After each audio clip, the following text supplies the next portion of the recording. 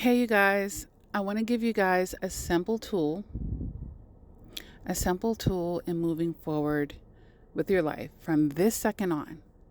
If you want to enrich your life, if you want to have more harmony and peace, ask yourself one question. What would someone who loved themselves do?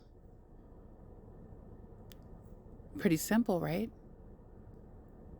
Ask yourself that one question. What would someone who loves themselves do? Try it out. Let me know in a comment how that works. Seriously. Because sometimes it's so, you know, there's this push and pull because we've been oftentimes trained to put others before ourselves. So then we're lower on the priority pole. Then there have been a lot of external relationships of people not loving us and us forming our identity and our self-worth based off of that, right? And then we find ourselves so far away from even considering that question. So if we want to make it real simple, just ask, what would someone who would love themselves do?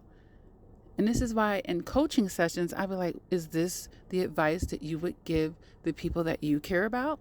And they're like, no, I wouldn't have told them to stay. I wouldn't have told them to do this. I wouldn't have told them to do that. Of course, definitely not. It's very obvious.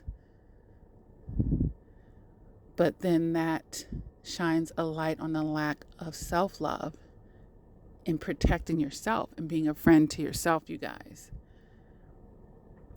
So although that's a simple question, or it would seem to be, right? It can become a little complicated to a person who's not in that energy and who is very detached from that notion altogether. It's like, okay, now I have to rework or even learn what is self-love, right? What is self-care? What is in my best interest? And then some people have to even consider, what do I even want?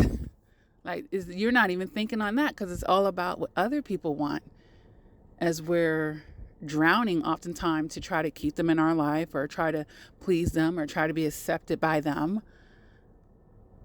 You have to take other people off the throne and get out of that codependent energy and start asking yourself that question, what would someone that loved themselves do?